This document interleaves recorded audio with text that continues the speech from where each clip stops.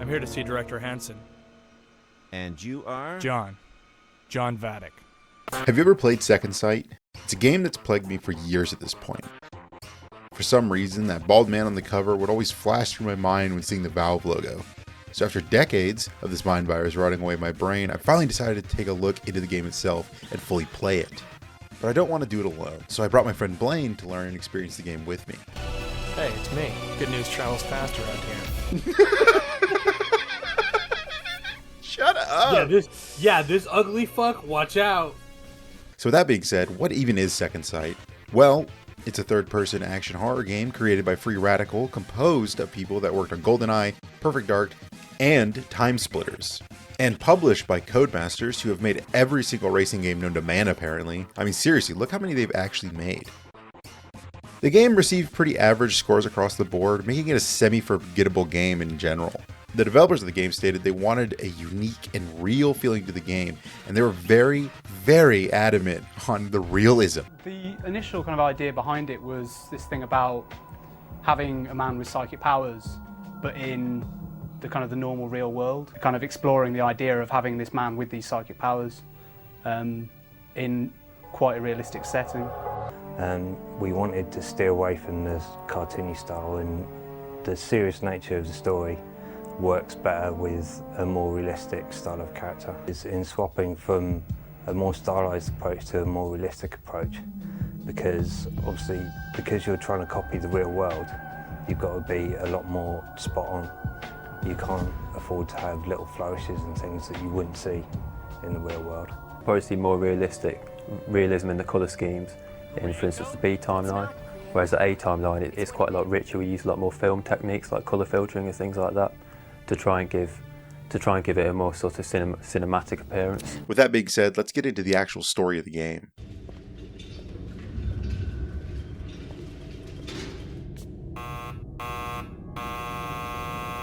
Hey, come on, Harry, buzz me through. What you got there? Shit, is this guy a mess or what? That's nothing. You should have seen him before. Guess he won't be dating again. And like he's ever getting out. He's a psycho killer. Sweet, what'd he do? That's classified. Like you even know. Why do they keep these losers alive? The lab wants him. As what? A crash test dummy? Who knows? He's been wired up to a box all summer. And maybe he's curing cancer. Hey, did you see that? Do you think he can hear us? He can hear all he wants. Hey, Doc, more monkey juice over here. Yes. Be careful with that one. Let me see. Hold his arm a moment.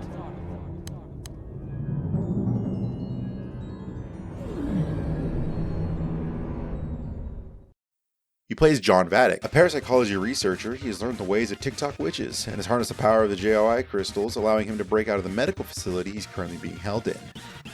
Suffering from some kind of amnesia, we make our way through the corridors of the medical facility.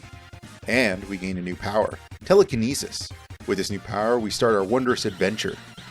We start killing 2 of the overly animated guards that dragged us here, and after that brutal beatdown, we gain a new power, psychic healing.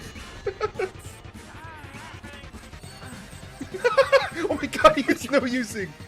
However, before we can use the psychic ability to commit more crimes, we are put into a flashback. What happened? I need to remember. The flashback shows that John Mindbullet was once John Mind-Nerd. He was recruited by the Pentagon to join up with Winter Ice, a special task force within the government. To get some weapons training. My squad doesn't nursemaid tourists. I'm in a squad now? You go through a training course learning the gameplay from your new squad members, and let me just say, imagine your commanding officer gives you a new mission. In said mission, he tells you that you and your squad are going deep into Russian territory on a classified Black Ops. This mission is to infiltrate Russia, locate a doctor working on paranormal research, and the person that brought you all the information about this doctor is a mystic woman.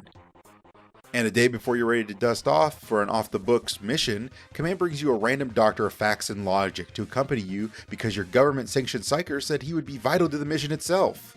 Thinking that this is going to be a babysitting mission with a couple of loser book nerds, you watch the man they just brought in with no military training absolutely become a demon.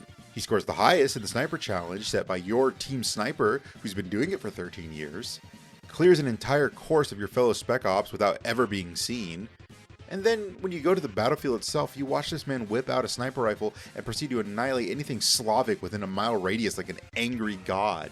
We flash back from the flashback to the medical facility where we unlock a new power after exiting the elevator. I won't be able to see it. No, that's fine. You're good. Well, hey, stop right there. Hold on. Oh, shit. He's gonna put this in there unprompted. That's what I got. Just let me explain. Shut up and get down to the ground. What are you doing? Stop that. Why is this direction so goofy? What are Whoa, you doing? the mind bullet! God damn! Psy Blast. After killing another minimum wage slave, we hop on his computer, which surprisingly is an extremely interactive experience, where you have to click through and find the map of the patient records. And I just want to say, like, the actual interface itself is really intuitive. It's very strange to see a computer that works like an actual computer, not like a regular Fallout terminal or any other kind of terminal you would find in any other game. Anyway, leaving that room, we can see the immaculate response time of the local police department. Embarrassingly, this is where I stopped playing as a kid.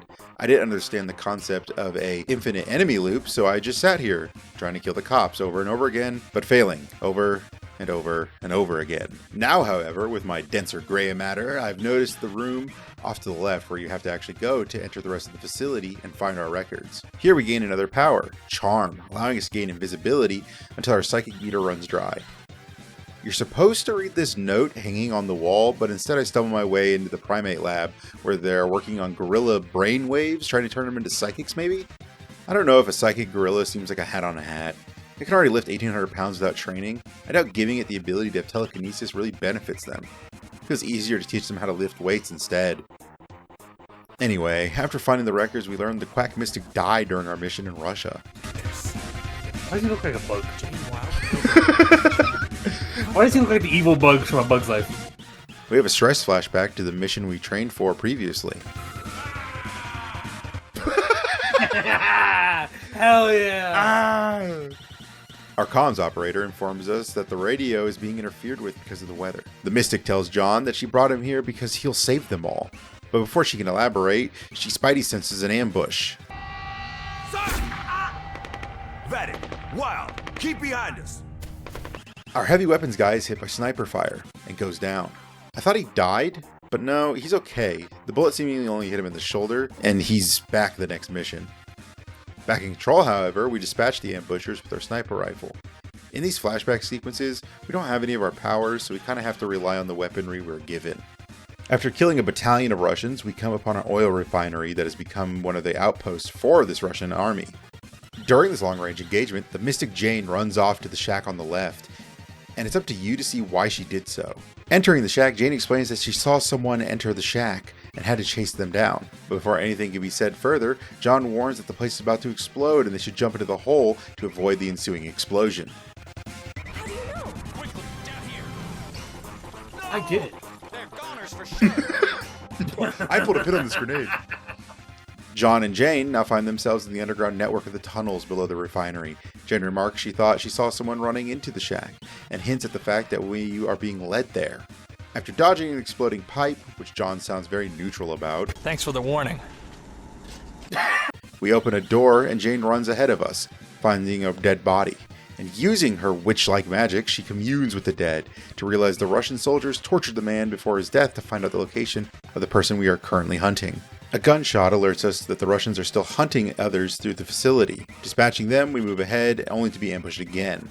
After the ambush, we head up to a control room, where Jane uses her Speak with Dead ability to find out the password on the computer, which gives us a solid lead on where to find this Dr. Grienko we've come looking for, who's hiding in a nearby village of Debrensk. Yet again, we are ambushed by soldiers, after telling our team leader where we could find the doctor. Fighting back through the rooms, we end up outside with the rest of the squad, learning that the Russians have been fighting are not part of the Russian army itself. Jane thanks us for saving her life before we flash back to the medical lab. The file has changed, saying that Jane did not die during the mission at all, but instead was incarcerated in Vermont with schizophrenia and labeled as clinically insane. Speaking of clinically insane, that's what I experienced in the next mission. I had to restart a couple of times during the mission as I played through it. we unlocked a new ability, projection. Oh, Crazy. it's real.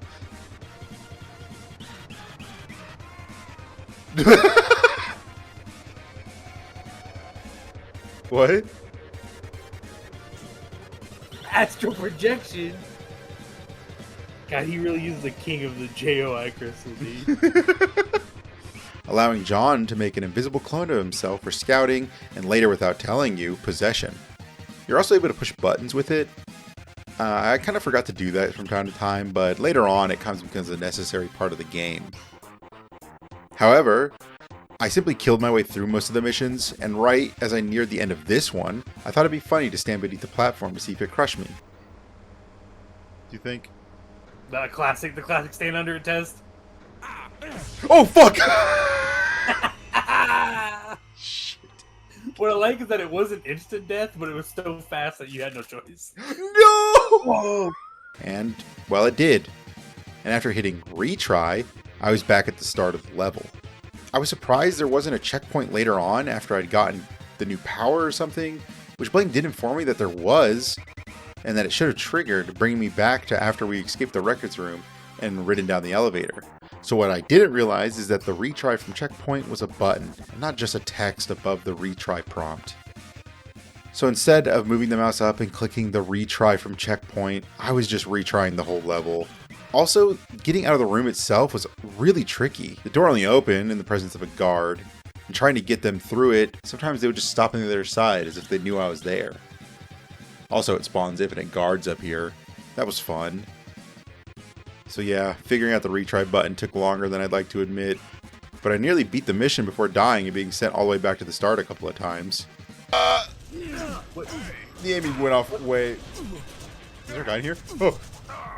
Where the fuck did he come from? Well, oh! You have no health, you have no health, light him up! Watch out, watch out! Listen, I got pretty close. That was, you had no right getting that close. I almost, no, what do you mean?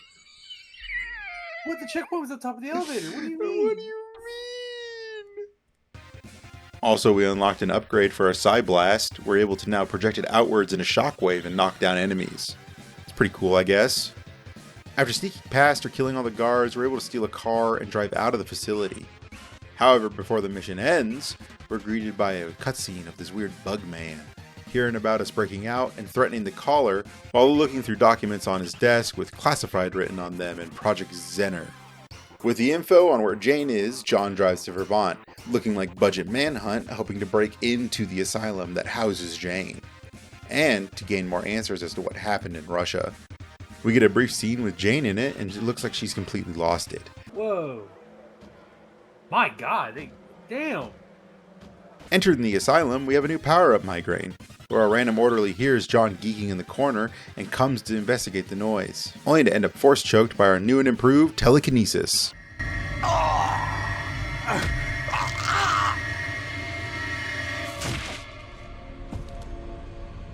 Telekinesis doesn't actually choke people. It simply lets you pick them up and slam them into walls. But it takes way too long to actually kill them, and if they have a gun, they can still fire it, alerting other enemies to the presence. And that's pretty much it for the psychic powers and upgrades. Some of the other abilities get upgraded without even telling you that they got upgraded. It's mostly after this mission that they do get changed. It feels a little lacking. Not having a way to increase your psi meter limits you slightly to how you wish to play.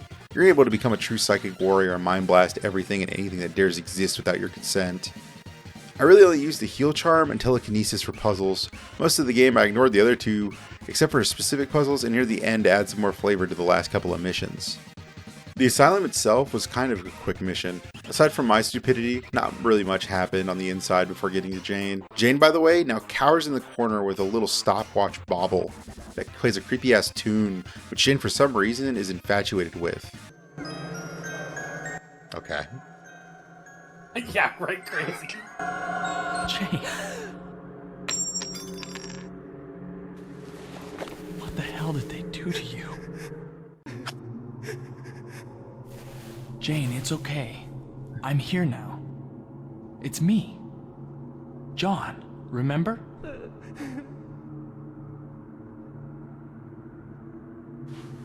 Let's see.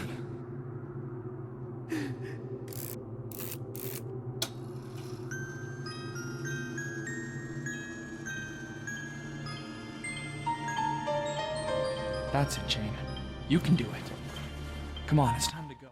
For this portion of the game, we are in the obligatory escort mission, using charm powers to force Jane to follow you. Also, where the fuck did this lightning come from?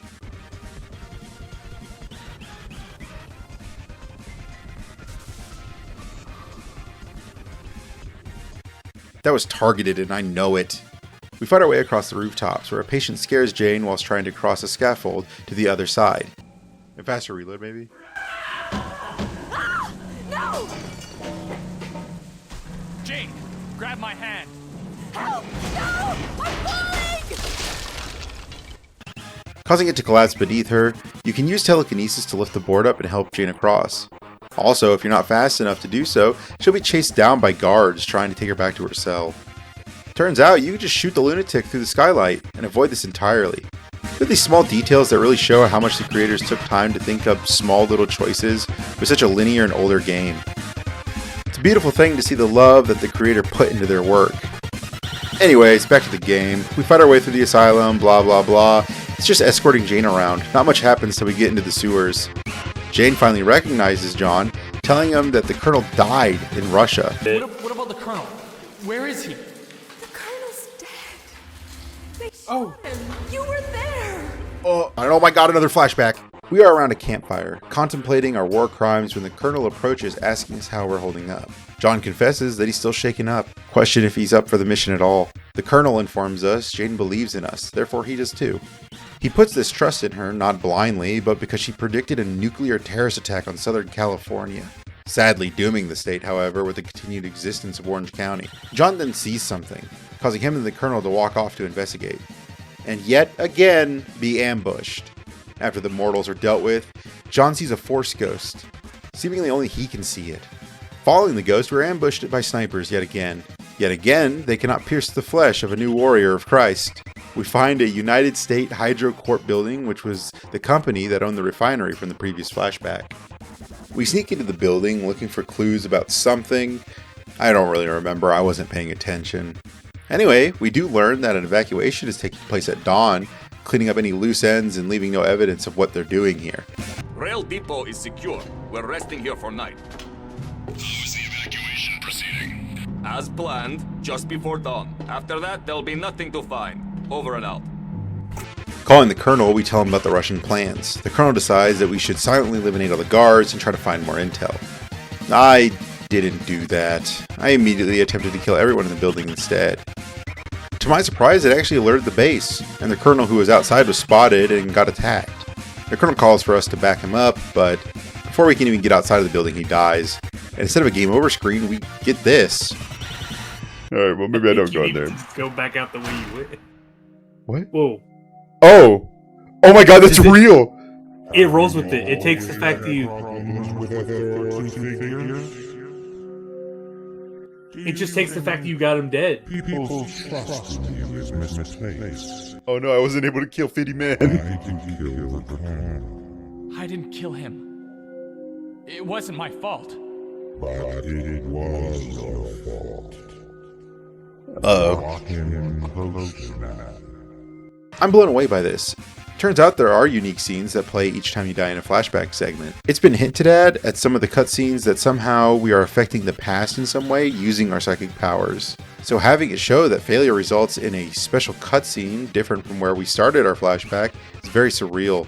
Is what we are going through actually happening, or is it a delusion, and are we still in the hospital interrogation room? It's too early to tell, really. Anyway, we find Little in the base. Opening up the gate, we meet up with the Colonel again outside. John sees the ghost kid again, who possesses the Colonel, warning John that he is the key to saving them and the village up ahead. The Colonel rushes forward, leaving us to take on the snipers. Entering into a train system, we make our way through the abandoned station. The Colonel falls while crossing a plank after getting ambushed yet again by the enemy. A ghost child with the craziest accent then appears, giving John all the abilities from the future. John, Father, come to the brains.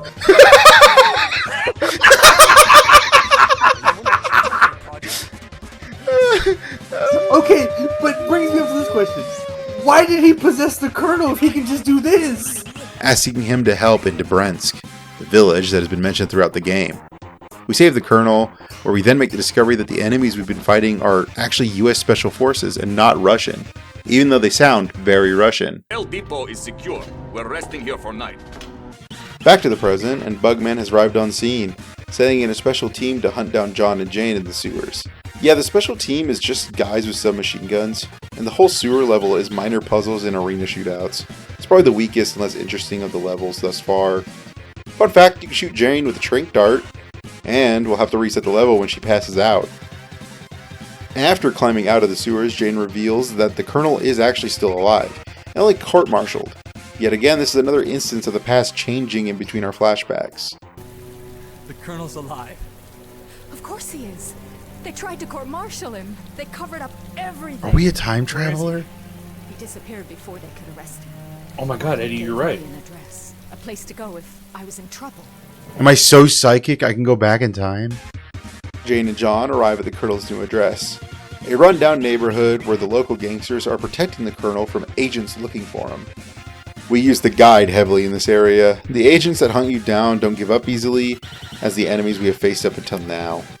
After dispatching of the agents, we come across a gang hanging out in the most inner city alley ever created. They tell us that they'd never heard about the Colonel, and they don't trust us. So to gain their trust, we save a gang member who's being harassed by one of the agents, who then takes us to his boss, who then asks us to deliver a package to another drug dealer that gives us a gang tattoo of this Viper gang. After getting the Viper's mark, we head back to the Chicano roadblock. Showing off our new ink, they let us through. But before we can go through, we are ambushed by agents this time, fighting our way backwards through the alley until we are told where the Colonel is. After breaking and entering into the apartment, the Colonel ambushes us for a change, informing us that the entirety of Winter Ice has been killed in Dobrensk. I thought you'd been killed. With the others in Dobrensk. What do you mean, with the others? Everyone on the Winter Ice team. Those bastards killed them all. They killed them all, Jack. Which causes us to have another flashback. We find ourselves outside the village. The Colonel tasks us with setting up communications in one of the houses that have radio equipment. We are accompanied by the radio tech, and I can't believe it's not French Gunner. Flaky, sure. It's my #2 priority, straight after my freaking head. After fighting waves of enemies, we are told by radio tech that the frequency is being blocked by some kind of white noise, but that he's fixed it, switching it to a different radio frequency. And we need to let the Colonel know. After telling the Colonel, we follow the railroad tracks within the town to a giant door that's been blocked off.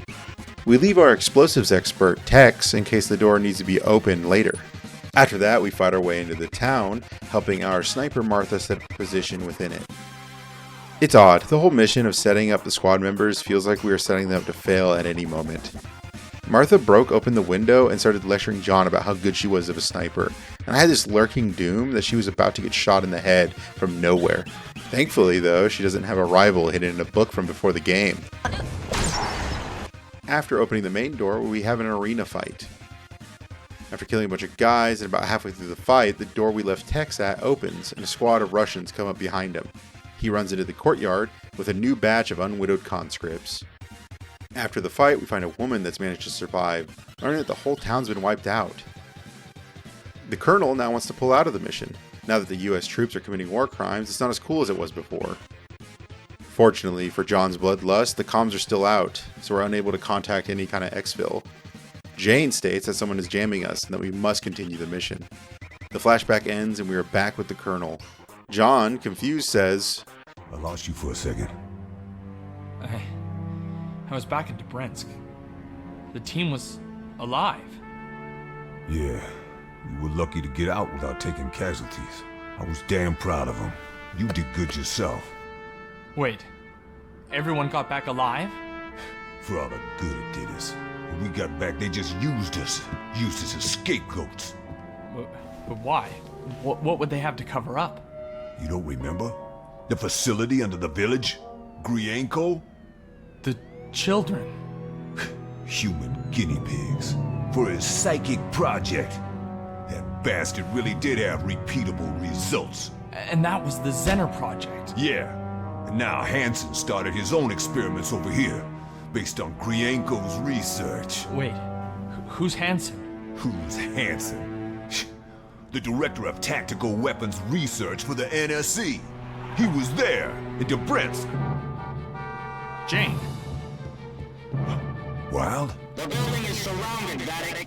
Vatic, Come out with your hands up. take these notes. Take everything. Get to the agency building. Listen, it's all there. I'll get you out of here. Look, you can still make a difference. So the team did survive. Our theory on time-traveling psychic murder machines is becoming more and more likely.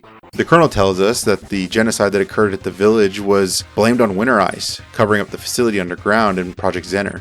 Oh, there's that name Project Zener again.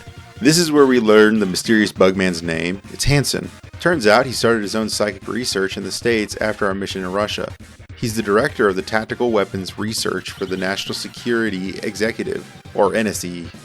The off-brand CIA now surround the building, causing the Colonel and John to fight their way through the apartment complex against the NSE agents.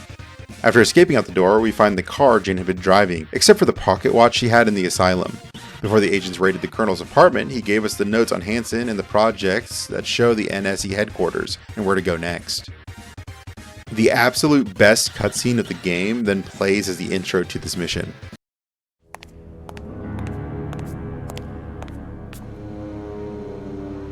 Can I help you? I'm here to see Director Hansen. And you are? John Vatic.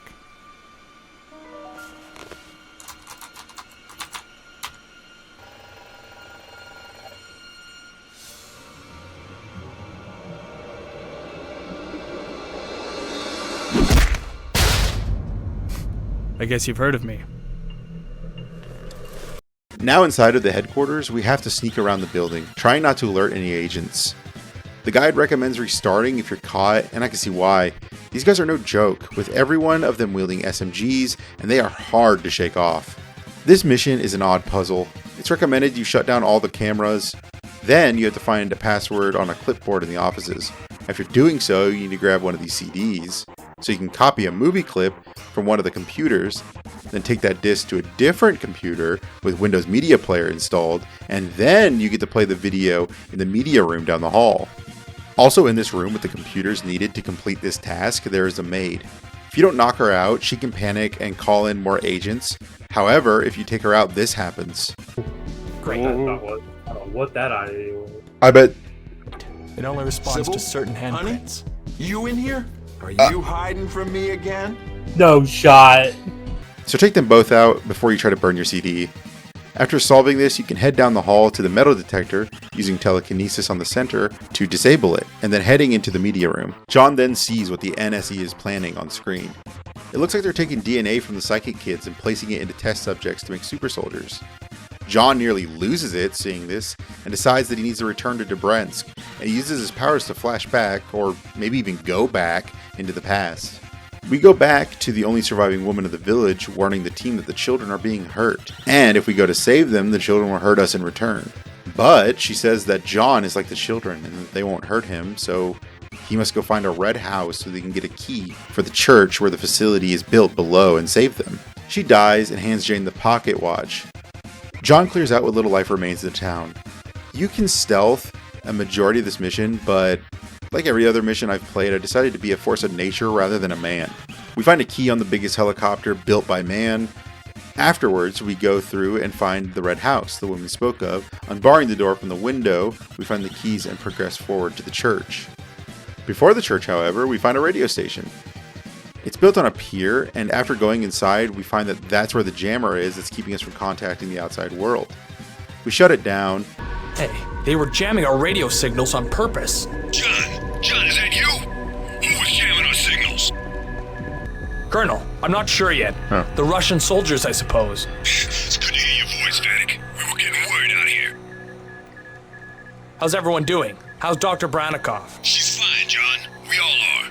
A few skirmishes, but nothing we couldn't handle. The main door into the base hasn't been reopened, John. How's your progress? I'm nearly at the church, Colonel. Good. Did you find the key Dr. Branikov told you about? I've got it right here. We're counting on you, Vatic. Good luck. Stark out. We then encounter the first new enemy of the game. Understood. Consider him eliminated. A psychic warrior. He's dead.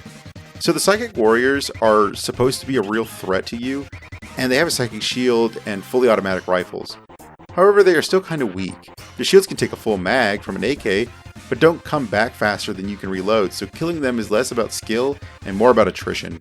Or just possess them and use their superior firepower and shields to wipe out the most amount of surrounding guards before dying. On top of that, you don't even have to mag dump them. We learn later that you can side blast the shield away and headshot them instantly for an even quicker kill. You've done well, my apprentice. Now you die! Defeating him, you kill like 3 more and then enter the basement, descending into the facility. In a cutscene, we then see that Hansen is in the facility with the doctor that we were originally sent here to find and extract. Hansen tells Grienko to pack up his most important files, and Grienko, concerned about his children, asks what will happen to them during the evacuation. Hansen assures Grienko that he will be taking care of the children before having a whispered conversation with a nearby Psy warrior. When he's finished, get rid of him. He's a liability. Telling him to kill Grienko after he's provided them with the most important documents. The power to the level we're on has been shut off. So, after restarting the power, we meet up with the Ghost Kid again, except he's made of real meat this time. Meatchild tells us that in the facility's upper floor there are 4 more children. So John heads out to rescue all the kids. System 2, we've reached like upper Bioshock. level and are awaiting further orders. Sweep labs for intruder. Your team now has security clearance if you need to access control room. Yes, sir. And Lieutenant, stay sharp. Those damn children can play tricks with your mind. If I see them, they won't get chance. Okay. Stealthy or manically, you can make your way through the building. First up are these 2 butterface kids, using a psychic shield to protect themselves from a squad, straight up mag dumping them in the corner. After them is the Force Unleashed kid, who we have to charm before he tells us that the next kid is shy and to follow their Force Ghost around to find her. Hidden in her cell, we ask her where to find Grankov. She leads us through the facility. Meanwhile, we kill anybody we come across, and we finally get to Grankov, who has the most fun dialogue and animations in the game.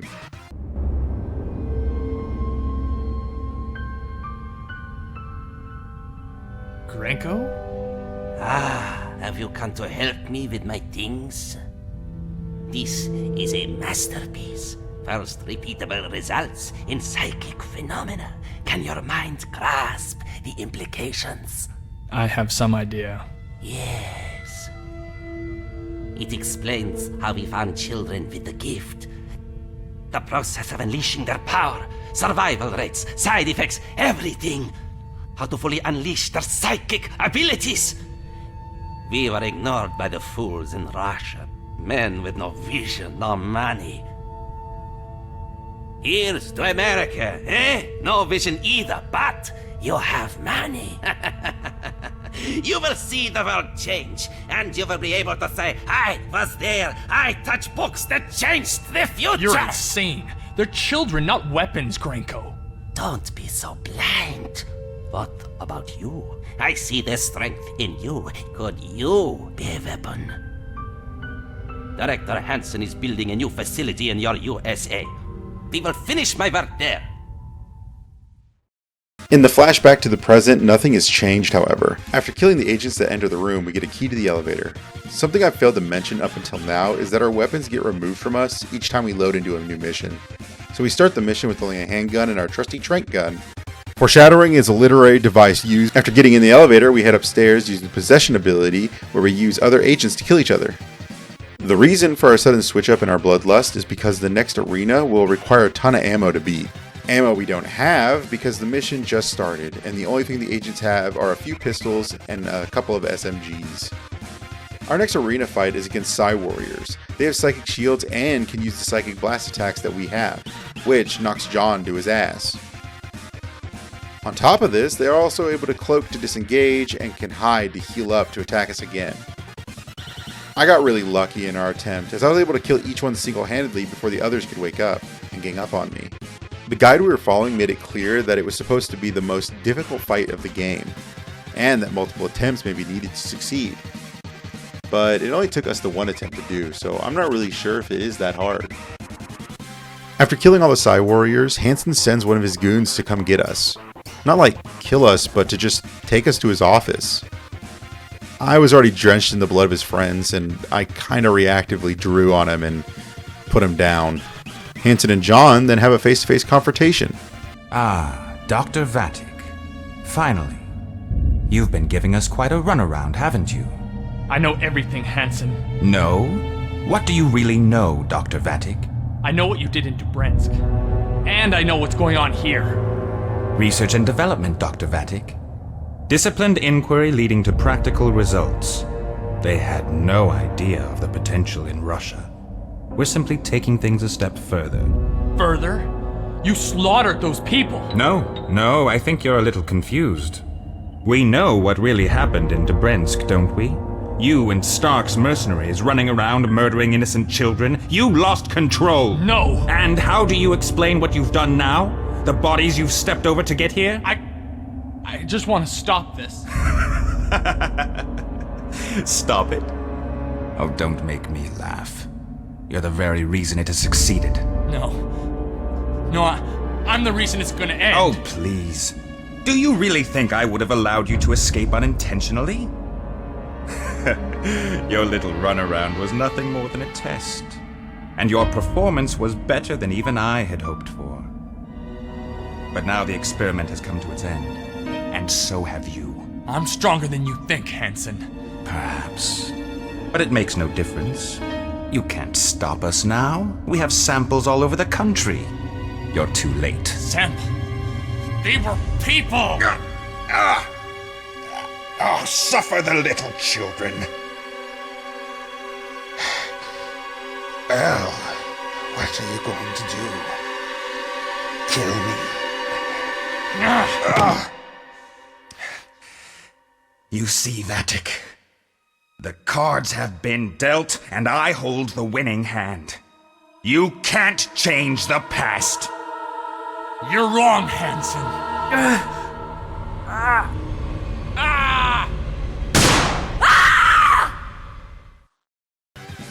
Confident in his victory, Hansen states that we can't change the past. John then has another psychic migraine and flashing back after hearing a gunshot and a woman scream. We flash back, but something's different. John now has direct knowledge of the future and asks Gryankov where Hansen is, telling the doctor that Hansen is planning on killing the children and taking the samples instead of bringing them to America with him. Gryankov tells us where he is and then is just mowed down by this Psy warrior that just walks in while we watch.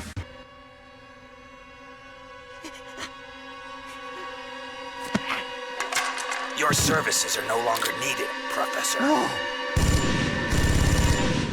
We then head down below to the lower levels, after a child telepathically tells us that Hansen is killing them down below. We fight more Psy warriors down here, but that's about it. Until we come across... Oh, what the fuck is that? Wait, what? We flash forward again? But we're past John, seeing the future version of ourselves in the medical facility from the very start of the game. We then talk to our future self, explaining what's happening. John, you've got to understand. You're not really Yeah, no, Eddie here. just has left. What do you mean? This is not the present. This is a possible future. But I've been here already. John, don't lose yourself. Stay focused. Remember where you really are. In the Zener base, under Dubrensk. You must stop Hansen.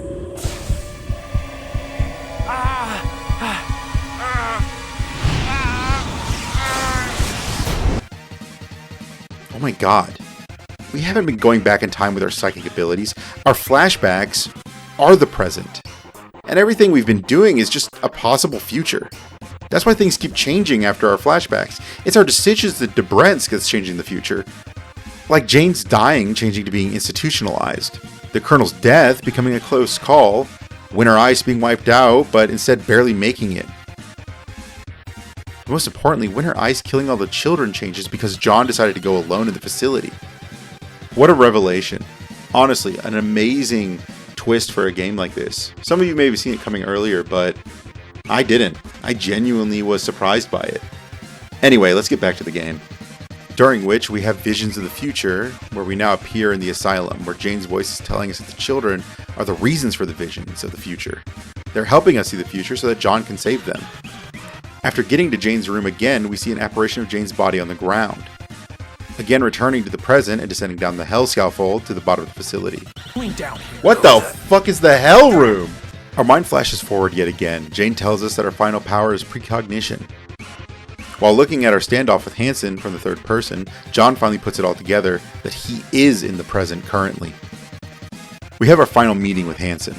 Was more interesting than Grianko's twisted brats. I'm gonna stop you. Really? Well, I think that's a poor choice. This ends here. However you want it, Dr. John Vatic, but you're coming back to America with me. After a quick chat, we fight waves of enemies. During the fight, we can release all the children in their cells to assist us, and they do not slouch at combat. They're able to use shields, psi attacks during the fight.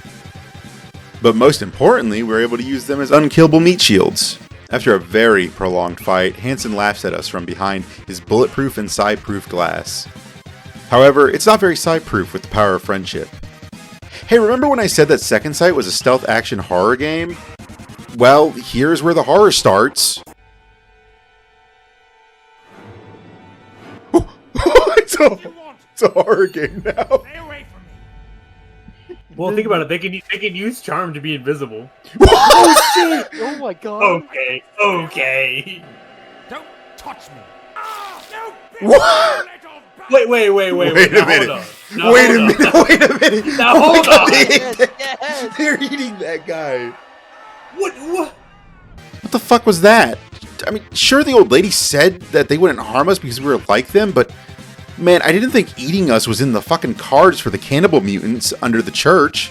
And that's how it ends. John saves the children, we get on the helicopter, and ride off into the sunset.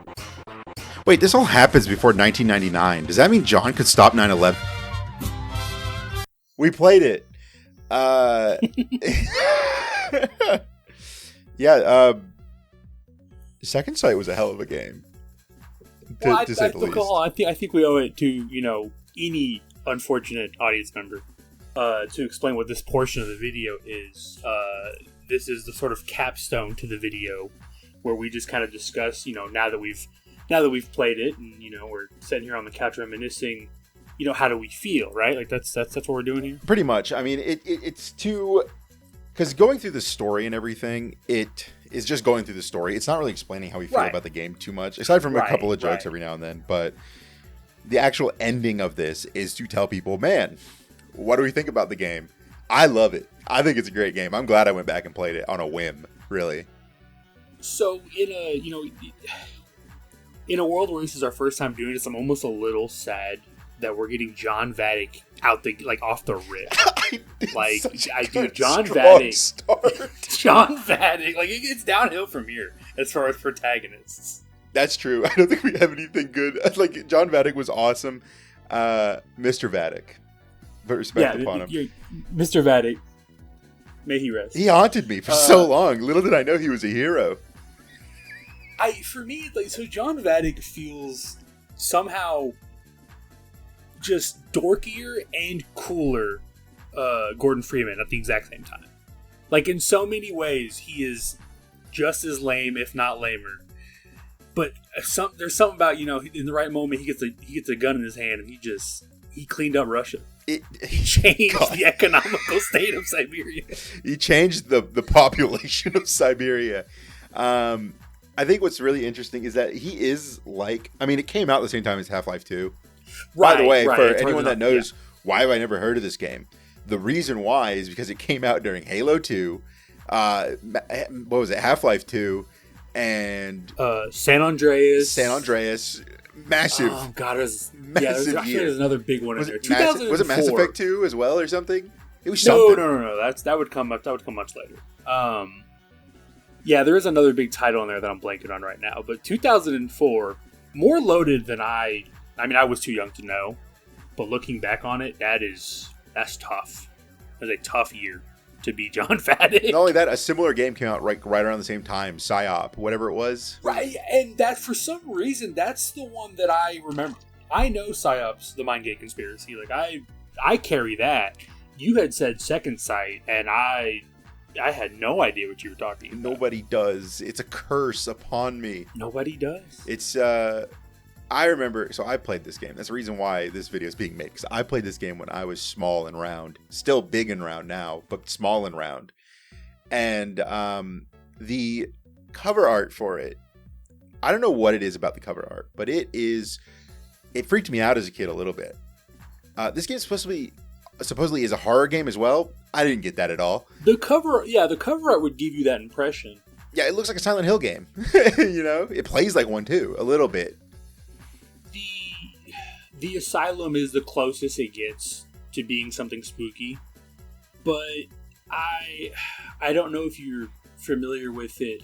Late into the game Bully, you know the game Bully? Yeah. Late into the story of that game, I think it's like in like the last act, you do a sneak through an asylum that's somewhere in the open world, and it kind of only gets about as scary as I remember that being, where it's like they play up the creepiness of an asylum and like the how awful orderlies can be, but there's not really. Well, I mean, okay, until we get to the end, those children did grab that man. I know, but that was at that point. For those who are watching and maybe like skip the story because they didn't want to get spoiled on it, we will spoil some things. One of the things is the main bad guy at the end of the game gets fucking eaten by a bunch of mutants out of nowhere. Unprompted. It was never in the lore of these children that they ate people. That never came up. Not only that, it was like, hey, here's our Gartha kids up top, where they're blonde, blue-eyed, perfect little angels. You go one level down, and it's the freaky mongoloid mutants that roam. The stalker NPCs are down there. We keep them away. We don't let them out. I see why they fucking eat people. Because, you do the first mission rescuing the children. And then, whatever, big set piece, time to go to the final flashback. Now you're downstairs. All the walls are just rock. Like, you're obviously underground. And then all the children just... They're all freaky. They're all weird looking all of a sudden. And it's like, why do they look like that? So I was, doing some follow-up. There is a throwaway line where the scientist lady that you meet, who gives you like the stopwatch. Yeah. There's a throwaway line. I don't think she says it or Jane says it. Calls it about like they won't hurt you because you're one of them. You're the only one who can go. We now see what the other if anybody else had gone, eaten on sight. Was it Colonel Slade? Yeah, Colonel Slade wouldn't go make it. No, that's what I thought. She's like, they're dangerous. You must be wary. And I'm like, oh, because they're psychics? You could have told me, lady, that they were fucking cannibals. That wasn't at all what it implied. Never came up. We don't have it. And then little Grinko's just like, oh, they're lovely children. I love my children. They're so sweet. Yeah, okay, bro. Okay, cool, dude.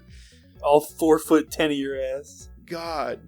He really was just like, Teenage Mutant Ninja Turtles, Master Splinter. Master Splinter. He walked like him, and he had giant mutants downstairs. Little eugenicist Master Splinter. I have to ask, how was it like to play that? So the game, actually playing it had good feeling to it, but there was a certain, kind of. Okay. Movement and stuff, I'm sure that's a lie. I played it on a controller. I was gonna say, if you played it on a controller, it's probably fine. I played it on a controller. Okay, the movement kind of sucked. I'm now thinking back, it kind of blew.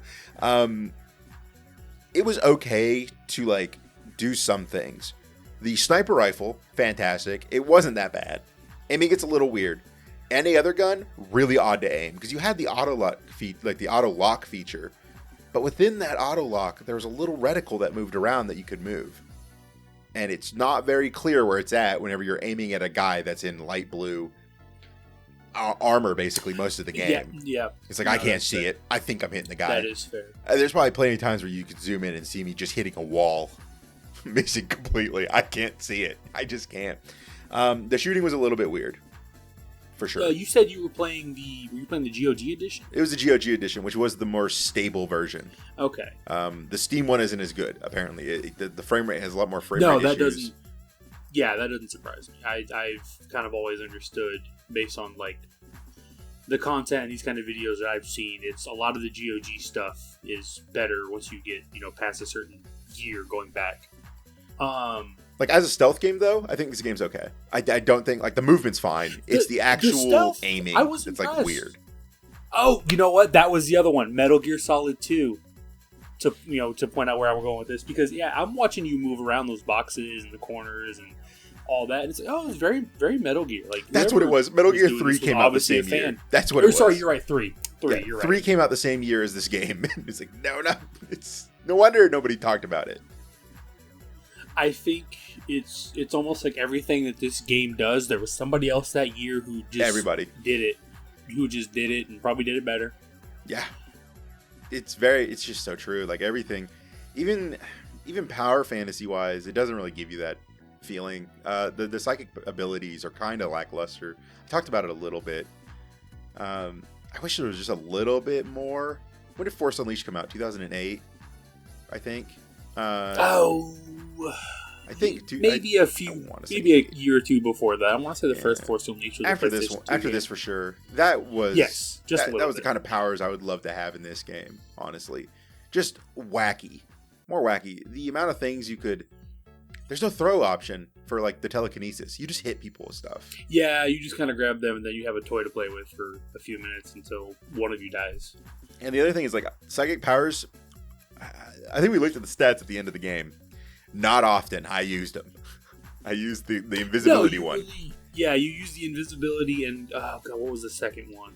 Was it the blast or was it something else? Oh, heal. The heal. Of course. Well, the heal was the best one. Except for that one time. Great. Except for that one time that it glitched. It was pretty good. That is true. It did make me unkillable. It rarely failed you. Genuinely. And then I did like the little bit about like you could heal the other Winter Ice members during the flashback missions. Weird they didn't react to it. By that point they did, because they would get the animation. They would just mirror whatever you were doing. No, and that was nice. not like that. I mean, like just like voice wise, they would just crack jokes about it. Oh yeah, I'm reknitting their flesh with my mind, and they're like, "Oh, you're taking my job, Vatic. Shut up." Thanks, Dr. Vatic. That felt great. Okay. What did you do to me? You guys are handling this really well. What the hell was that? Like, nobody like ever gave doubt to him, which it's fine. It's whatever. It's a small thing, but you put me in a scenario. I'm looking at, hey, Colonel, do we need to shoot this guy too? Yeah, honestly, I'm shooting him after I'm done gooning. Like, looking up to the sky, I'm shooting that guy. Because I don't think I'll ever feel that real again. So the story, it really banks, maybe not banks, but it puts a lot of eggs on that reveal moment, the recontextualization, and the recontextualization is pretty good. It's pretty good. Like, that is solid. But as I've kind of kicked that around in my head. This feels like those really bad movies that you would see on sci-fi. This is one of them that, like, when it ended, I'd go, that was actually oh my god, you know what movie that was it pretty is? All right. Go ahead. It's the movie with Nicolas Cage where he sees 15 seconds into the future, but then the whole movie is him seeing like an hour into the future, where he's saving that FBI lady. The only part of that movie I remember is him, like, they're like walking through a house or something. They're walking through Julianne Moore is the FBI lady, and he just goes, that door, and just walks past, and she comes up behind him, and then immediately a guy pops out, and she just guns him. It's in an industrial factory. I remember nothing else about that movie. Yeah, it wasn't very good. It was called Next. That's what it was. There's a scene with the commercials on TV. I remember that. But yeah, I could not tell you where that movie goes. Yeah, Julianne Moore and Nicolas Cage was in Next. Where he just has precognition, and then by the end of the movie, it turns out, oh my god, he's saving them from. Wait a minute, he's saving. Oh, Las Vegas. Okay, wait, hold on. I'm now reading the Next IMDb because this sounds suspiciously familiar and just like that lady's backstory, where she used her precognition abilities to stop a nuclear device in California.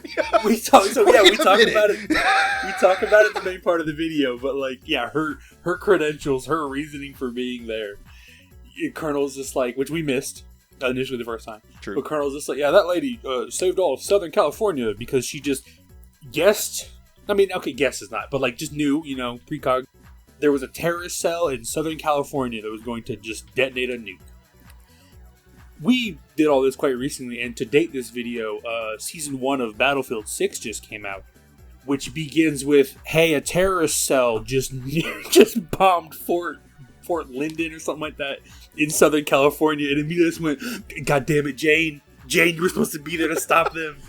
Jane! Not only that, okay, so I double-checked. Next did not come out in 2004, because I was going to see if someone copied some homework. No, it came out in 2007, 3 years later. So obviously Next copied Second Sight.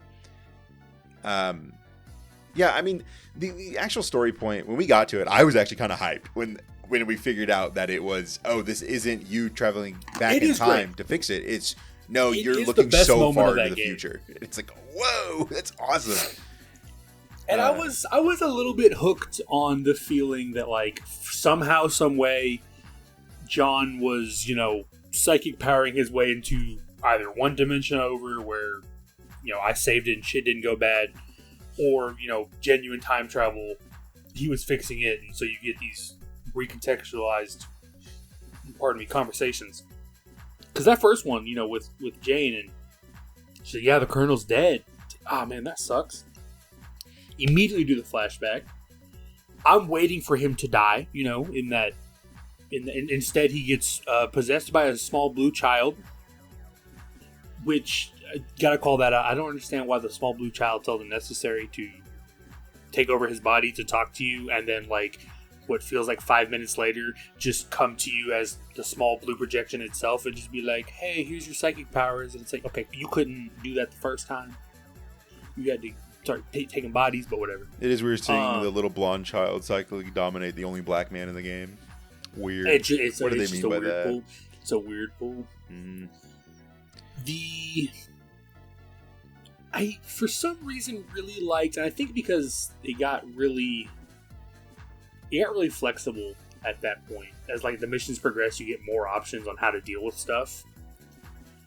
And while kind of being the cheapest option, it is really cool that the projection, which then leveled into, like, the possession, never told us, would just allow you to, yes. It didn't come up. Shout out the guide. Shout out. Hey, by the way, shout it out. Who made this? We're following a guide, by the way, for this game, because pull up this guide again. Some of it 2004 was a little silly. Yeah, 2004 came out the same year. Some OG. Marky Plier. Weird name.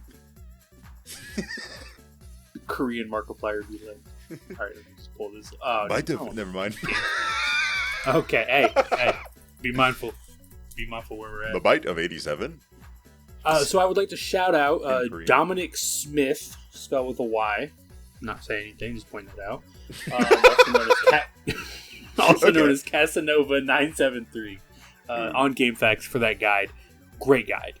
Like, genuinely, we may have got there, but we wouldn't have experienced things as smoothly, and I would say as great without this guide.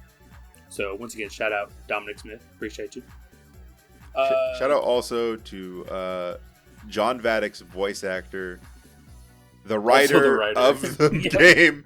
I don't know why they chose the writer of the game to be the main character. I feel like, my professional opinion, I bet they had a voice actor lined up and he dropped out like last second.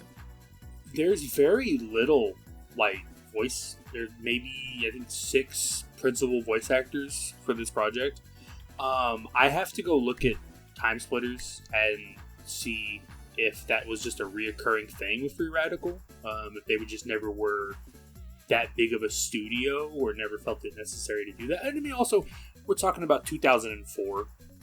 I wonder if we go back and look at these games, if this is actually more of a more standard or more common than we realize now, Well, on top of that, I mean, the people that were in the game that did the voices for certain people, I'm pretty sure were just the Time Splitter talent as well. I mean, the Colonel is the main guy from Time Splitter, Sergeant Cortez. Yep.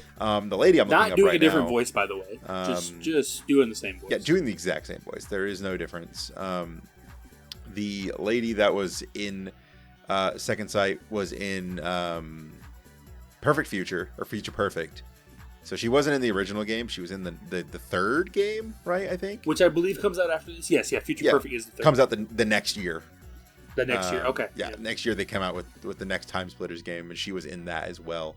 The guy that, because I was looking stuff up, and I got a little bit of a giggle. The guy that voices Vatic, is just an animator writer. We also have to mention that he is an animator writer. This is what he's been working on or has worked on: Moana 2, Zootopia, Hot Pursuit, Wish, Once Upon a Studio. Never heard of it. These are shorts. Encanto Sing Along, Encanto, Raya and the Last Dragon, Frozen 2, Ralph's Break. They just got like a huge animation. Just a ton of animation. I credits. especially wonder, like especially with the shorts and whatnot, you kind of just assume he's part of some like, I don't want to use the word farm, but that kind of, just lean on that Disney has. Yeah. To be like, hey, we need this. We need something to show before. But if you look Frozen 3, figure it out. Now you can see he went some through. Of that's good work. He went through a little bit of a phase of acting. What we got? We got John Vatic, Second Sight. Shout out. And then in 2010, Archipelago. He was the head gardener. That's it. Oh, okay. Hey, all right. In and out. Yeah, it really seems like he did John Vatic and went, I should just stick to writing and to animating. I don't think I'm, That's what makes me think that it was more so a time constraint thing, like they just lost a voice actor or something. Because that's not possible. It just seems weird that he only did the major role for a game. Would it be AAA studio, or would it just be Free Radical Time Splitters? Not really, right? I don't really know if that was. I don't know if that was measured like that back then. I think Free Radical, that was a... for a professional game studio that does make games, that wasn't their first game. It's their third game at this point, after making Time Splitters 1 and 2, which were big successes, I'm assuming, at the time. PlayStation darlings. These were guys with credits, They had the legacy of those two games behind them. Then all of a sudden, one of their writers is the main lead. That just screams like something happened. Maybe not. I don't know. I'd have to go look. But you know what? He does a great job because it's so funny to listen to him. He sounds like an OG Resident Evil character. I can feel the parts where he was the writer. Like, we're listening to the voice, okay, we looked it up. We see he's the writer, and immediately I go, yeah, that makes sense. Some of this delivery. There's just a prime 2004, edge to his entire character. If at the some man point walks around like a wet cigarette, there's something about him. If at some point a big rock almost crushed Jane, and he turned and looked at her and said, "You are almost a Jane sandwich," I would just think, that makes sense. He would say that. That dork would say that. I'm a John Vatic fan. That is my conclusion coming out of this game, is I am a John Vatic fan. I do think that this game, I hate to say it, I do think this game is kind of exactly where it should have been in time. Like I said, it just doesn't do any of the things it's got going on better than the stuff that was coming out around it. But I can't call this a bad game. This was a special, real particular, but this was a special game, I think on top of it, the main fact that I think this game is so amazing is that when you look at it offhandedly, if you just look at a screenshot, you go, that looks kind of like a shitty game. But then you play it, and then you realize how much small detail is in certain things, and you go, wow, somebody really, really cared. We haven't talked enough about that. The initial, every time you got on a computer, there was way more interactivity, interactions than I anticipated. The UI actually working crazy. Able to click on other stuff, and I feel like most games you would expect that you get on the computer and the game kind of immediately starts doing what it needs the computer to do, that kind of thing. You boot it up, you're not pressing any buttons, and it's just fake typing across the screen, and it's just doing all of it for you. Yeah, you boot it up and it just goes through the boot log and then it shows you your 4 options you're allowed to click and you just scroll on it like up and down. There is no... They have a cursor, so you actually have to move your cursor over to do things. And on top of that, whenever we had to copy that goddamn movie file over... I was about to say, we had to remember how to put movie files on a CD to then take to a separate terminal to be able to play with a media player. That we had to take off of the CD and put onto the desktop because it needed to copy, obviously. And then you get to open it. It was fucking genius. I was like, this is so fun. This is so neat. If this was any other game, I would hate it. But this game, it was cool because it was like, wow, if I had to do that in a Fallout game, it'd piss me off. But in this, it's like, oh, that's a neat little thing. On top of that, the AI tracking footprints was something that I joked about at the very beginning of the game because I stepped in some blood and I walked around and was like, dude, they can track you by your footprints. They fucking did. They actually did. It's probably not like a major. Yeah. I did get lit up for it. It's not like a major thing. Probably it's probably like a pretty not easy code to write in. That like, oh, step in X, get X. You know, NPC sees it, they follow. Have them. X for X amount of steps. Yeah, whatever. You know, they follow it. It's probably not that hard, but the fact that it was even put into the game is kind of astounding. And it's tracked. Stealth was definitely this game's biggest focus. And I also, we discovered the footstep thing immediately, not knowing that invisibility was going to be a power, down the road. So, and we killed everything in the room. Invisibility, the steps, all of that, a lot of that stuff works great. And I do think the stealth is what this game does strongest. Yeah, I didn't play it stealthy for sure. I was playing it like someone plays Warframe, where you just kill everything in the room before they can raise the alarm, and that's considered stealth because nothing alerted. But I bet if you did go through and play this more conservatively and played it more like a stealth game, you could mess around more with the mechanics and have them interact more with you. The only time we had the footprints come into play is whenever I was trying to sneak around. It was just that one room. Yeah, it was when I was trying to sneak around something, and then I just walked through it because we hadn't encountered it yet. And then the guy started following right behind me. I'm like, get off my ass, dude. Why is he following me like right behind? It's like, oh, I stepped in his friend's blood and he sees it. Fuck. But yeah, it was really cool. It was amazing. The other thing I want to talk about is the music for this game. What a weird soundtrack. And not in a bad way. Go ahead.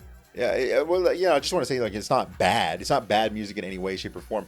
But the way it's used sometimes is very odd. I constantly feel like they have great tracks that are never, maybe not never, but not always in the right, like, set piece or sequence or even level. The culmination is whatever that song's playing during the final mission with the big shootout. With the tribal basically bongos. Functionally your final... Yeah, crazy. Just weird. Crazy. Weird. Just so odd. And I'm kind of mad for a psychic game. There was not a single theremin. Or something just like a funny little noise at any point. Like a children's theme where they just like throwing psychic blasts around. Honestly, I would have made fun of it if I heard it, but kind of expecting some of it. Not tribal guns. You can't help but miss sounds. it. Yeah. Yeah. The drums were an interesting choice, and then to capstone that with watching a bunch of hereditary girls wander around while bongos play behind him. I was like, what the hell is this? And then eat the final boss. And then eat the 5 guy. minutes after that. Just once again, crazy. Play the Ewok sound from episode 4. Out of nowhere. Yep. But no, I mean, shout out Free Radical. I think we said Codemasters also did work on this. Codemasters just published it. Okay. Yeah, okay, and I'd never played a Codemasters game until now because they only really put out racing games. I don't really play racing games. I'm not a drift king. I don't want to contest you here, but I am for some reason sitting here with a copy of is it Heat Seeker? Hold on, I look at this pile of games here.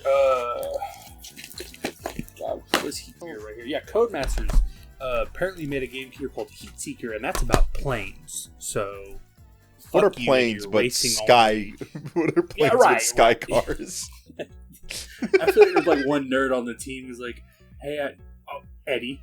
Yeah. Phenomenal news. What?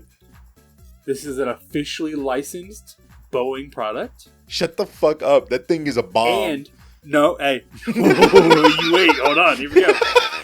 I don't know what the context is, but it just says Lockheed Martin on the back here as You're well. fucking lying to me. I'm not lying to you.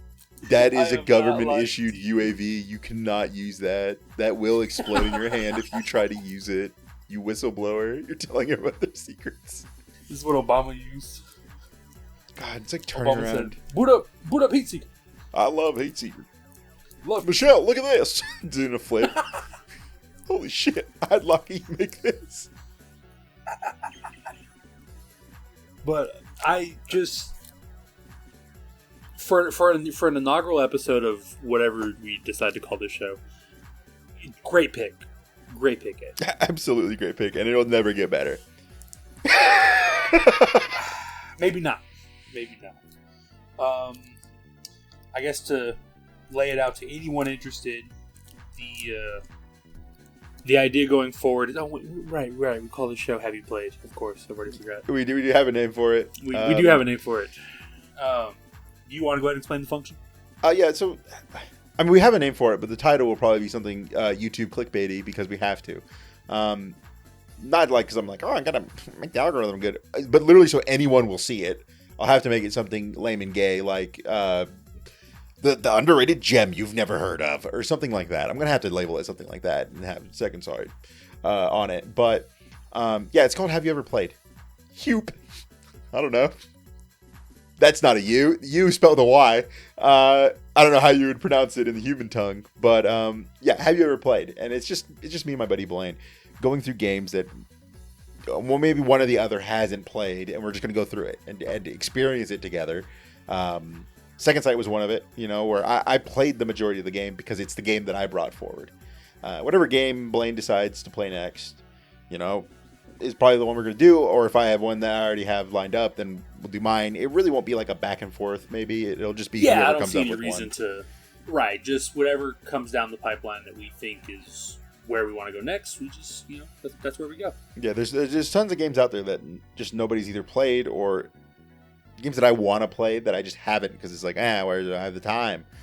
And now it's like, well, I kind of have the time. I can just play one of these games. And on top of that, get a video out of it. But yeah, I hope you guys enjoy the episode itself. And like, comment, and subscribe. Because we have to say it. Because apparently YouTube listens for that. Cool. And before we go, just want to throw this. Eddie? Yeah. One out of 5. Where are you at on Second Sight? I'd say a 4. The only thing that brings it down, you know what? No, I bring it down to a 3. Middle of the road. I think that it's great story wise. It's fun. The controls are a little weird. Controls kind of bring it down a bit. I talked myself back up to a 4. Everything else is pretty funny. It's hard to not fun. give it a 4. Yeah, I want to give it just like it got when it first came out. It's a hard fought 4. Yeah, it's a hard fought. Yeah, right. It's a hard fought 4, but I agree. I think a 4 is good. Exactly. Yeah, I think it could. You know, it scored what it scored because of, you know, it is a middle of the road game, just straight down the middle. It's okay, mechanics wise. It has a fun story. It's not offensive in any way, except for those kids eating that guy, whatever that was about. It was just straight down the middle, straight shooter. Well, and you know, like Eddie said, like, comment, subscribe. Hope anyone looks forward to whatever comes next. Or dislike, I don't care. Yeah, either way, get involved, get in here. At least I'll know that you clicked it. Go look up John Vaddick's voice acting and just come back and let us know how that makes No, you you'll feel, hear it. It's not great. It'll be in there. They've already heard it. It's great. You know, it's okay. Do you have a game that you want to do next?